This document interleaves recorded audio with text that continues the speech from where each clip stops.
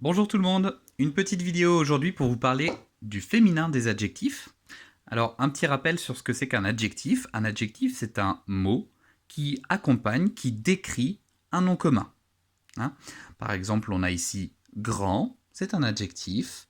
On peut dire qu'un garçon est grand, qu'un arbre est grand. Donc il décrit un nom commun, c'est donc bien un adjectif. Les adjectifs, ils peuvent être passés au féminin. Si on a besoin, si on a un mot, si on a un nom qui est féminin.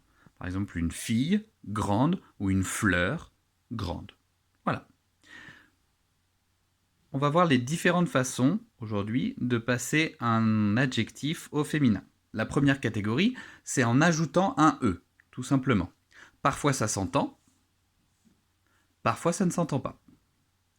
Par exemple, un meilleur travail sans E, une meilleure activité, je mets un E, parce que c'est féminin. Une meilleure. Un garçon charmant, une fille charmante. Là, je l'entends. Un grand arbre, une grande fleur. Là, encore une fois, je l'entends. Donc voilà, première catégorie, ajouter un E tout simplement. Deuxième catégorie, je double la consonne finale et j'ajoute un E. Alors on a l'adjectif mignon qui devient mignonne. Vous voyez, j'ai doublé le N à la fin, j'ai rajouté un E. Cruel, un sorcier cruel, une sorcière cruelle. Pareil, il y a un L, je l'ai doublé, deux L, E. Un gâteau épais, une tarte épaisse, deux S, E.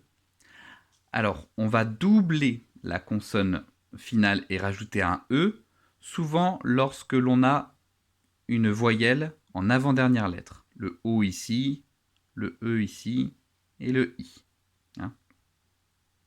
Et donc voilà, c'est une autre façon de passer un adjectif au féminin. La troisième façon, là c'est carrément en transformant la fin. Alors là c'est un peu plus compliqué, il peut y avoir différentes façons de le transformer. Alors on a par exemple un père inquiet, une mère inquiète. E accent grave, E. Un gâteau délicieux, une tarte délicieuse. Le X, souvent ça fait ça avec le X, se transforme au féminin en SE.